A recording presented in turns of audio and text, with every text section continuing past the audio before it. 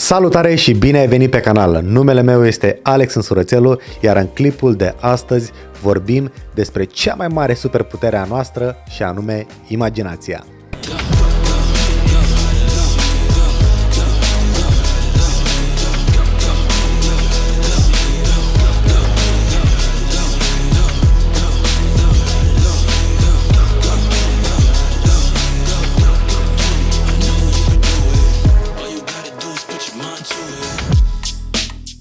Se spune în Biblie, cât și în alte cărți sfinte, că noi suntem făcuți după chipul și asemănarea lui Dumnezeu. Și acest lucru a fost interpretat greșit de-a lungul veacurilor, în sensul în care s-a crezut că noi suntem făcuți fizic după chipul și asemănarea lui Dumnezeu. Însă știm foarte bine că acesta este doar un vas, este doar o mașinărie care este folosită pe parcursul acestui timp limitat pe care îl avem aici pe pământ pentru a ne bucura de experiența umană. Asemănarea dintre noi și Creatorul nostru nu este una fizică, ci este una de capabilități, de puteri, dacă vrei să-i spunem. Astfel, noi suntem co-creatori ale acestei realități și modul direct prin care noi putem crea realitate este prin intermediul imaginației noastre.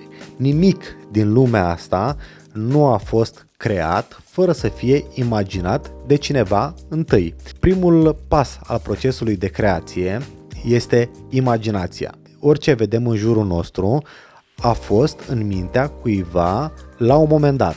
Iar apoi, acel cineva s-a gândit să-l pună pe hârtie, a făcut o schiță, a împărtășit cu mai mulți oameni, probabil, și mai mulți oameni au ajutat la crearea acelui lucru. Ei bine, acest principiu se aplică și în cazul în care vrem să manifestăm ceva în viața noastră. Am realizat ceva de curând vorbind cu o cunoștință. Mi-am dat seama că noi ne naștem cu toate capacitățile la 100%, toate capacitățile creatoare, însă, datorită societății în care trăim, societății moderne, suntem oarecum învățați să renunțăm la aceste superputeri și să le desconsiderăm. Eu numesc acest proces tăierea aripilor. Dacă vă uitați la copii, ei în mod natural își imaginează anumite lucruri și au o imaginație foarte bogată. Ei își folosesc această imaginație în timp ce se joacă și se imaginează în anumite ipostaze. Ipostaze de supereroi, ipostaze de piloți de Formula 1, de doctori, de absolut orice. Ideea este că la un moment dat intervine partea rațională a societății prin părinți, prin familie, prin educație formală, iar copiilor li se spune la un moment dat, în timp ce cresc, că nu este neapărat bine să-ți imaginezi lucruri prostești, pentru că oricum nu ai nicio șansă să ajungi acolo. Noi ca și oameni ne naștem cu aceste superputeri, după cum vă spuneam, însă fiecare, în funcție de mediul înconjurător în care trăiește și în care crește, renunță definitiv sau parțial la o parte din aceste superputeri. Însă, toți le avem înnăscute din fabrică în noi și le putem folosi ori de câte ori vrem, dacă suntem conștienți de ele și, bineînțeles, dacă suntem dispuși să credem în aceste puteri. Aș vrea să vă spun acum o poveste și în timp ce vă povestesc această întâmplare din copilăria mea, aș vrea să vă amintiți și voi o poveste pe care sunt sigur că o aveți din copilărie sau din tinerețe, în care v-ați dorit ceva foarte, foarte mult, nu aveați nicio șansă să obțineți acel lucru, însă oarecum acel ceva s-a manifestat în viața voastră. Povestea pe care aș vrea să o împărtășesc cu voi s-a întâmplat undeva când eu aveam vreo 13-14 ani. Un copil de la mine din cartier a primit un cadou, un Walkman.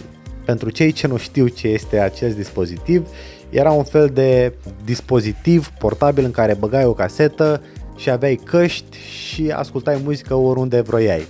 Pe vremea aia era foarte, foarte fain acest lucru pentru că a fost oarecum precursorul la iPod și la orice device ăsta în care poți să mergi și să asculti muzică oriunde vrei tu. Ei bine, acel Walkman nu era unul normal, ci era unul foarte, foarte performant. Era aproape cât o casetă, deci era foarte, foarte slim, era făcut din metal și avea o calitate de sunet excepțională. Țin minte că în momentul în care acel copil a ieșit cu Walkman-ul afară și l-am încercat și eu, deci pur și simplu, pentru o fracțiune de secundă, lumea s-a oprit în loc și sunetul pe care eu l-am auzit era incredibil, era absolut minunat, ceva ce eu nu mai auzisem niciodată. Bineînțeles că am încercat să conving acel băiat să facem un schimb și să-i dau anumite chestii ca să primesc acel Walkman, însă el nu a acceptat, era un lucru foarte scump și nici nu știu în ce circunstanțe l-a primit, însă țin minte că era Panasonic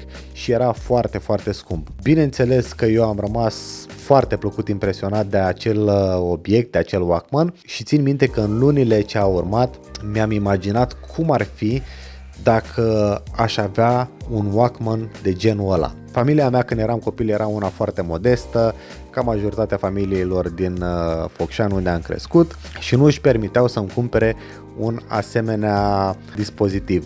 Țin minte că aveam în dormitor un radio de la micuț, rusesc, cu baterii, care se auzea foarte, foarte prost și prindeam radio și mai ascultam muzica la ăla. Astfel, în fiecare seară, în timp ce mă culcam, dădeam drumul la acel radio și mi imaginam cum ar fi dacă aș asculta muzică la Walkmanul prietenului meu, ăla Panasonic, ăla foarte fain. Și mă imaginam în anumite ipostaze în care l-aș folosi. Ori la școală, ori în timp ce m-aș duce și m-aș plimba prin oraș, probabil aș fi în vacanță la bunici, aș colinda pădurile și dealurile ascultând muzică la acel Walkman.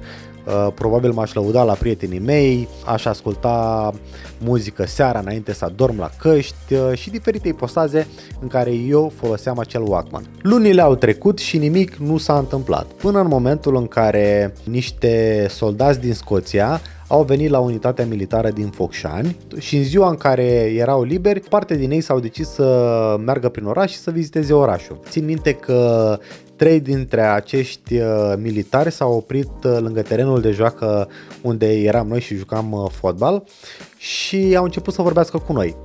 Eu eram un singur copil din toată gașca de acolo care știa cât de cât să vorbească engleză și au vorbit cu mine și cu ceilalți copii. Am jucat fotbal cu ei vreo jumătate de oră, la care unul din ei mi-a spus că are un băiat în Scoția care este cam de vârsta mea și că i-a făcut plăcere că m-a întâlnit. M-a întrebat unde locuiesc și am arătat undeva la etajul 3 acolo la blocul cu tare, a dat din cap și mi-a spus la revedere. A venit și vacanța de vară, iar eu am plecat la bunici. Am uitat de tot acest episod.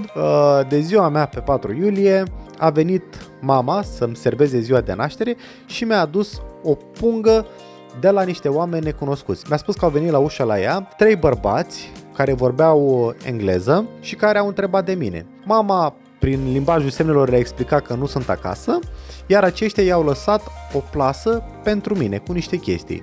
Mama nu a desfăcut acea plasă și mi-a adus-o mie și în plasa respectivă, în momentul în care am desfăcut-o, erau, țin minte și acum, era o pereche de pantaloni, o bonetă de asta de armată de aia de Navy Seal, un plover și mai era ceva acolo în fundul sacoșei și anume un Walkman.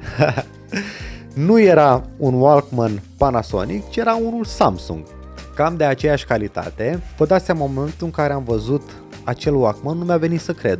Era foarte asemănător ca cel al prietenului meu și în momentul în care am pus căștile în urechi, sunetul era excepțional și țin minte că am avut acel Walkman foarte mulți ani. Bineînțeles că la vremea respectivă nu mi-am dat seama că eu am atras acel obiect în viața mea prin faptul că mi l-am imaginat și mi l-am dorit atât de mult, însă după ce am început să studiez legea atracției și cum funcționează ea, mi-am dat seama că foarte multe lucruri din copilărie eu le-am atras prin puterea imaginației mele. Acesta este doar unul din multele exemple pe care vi le pot povesti. După cum vă spuneam, familia mea a fost una foarte modestă, însă absolut tot ce am vrut, atât în copilărie cât și în tinerețe, la un moment dat s-au manifestat în viața mea.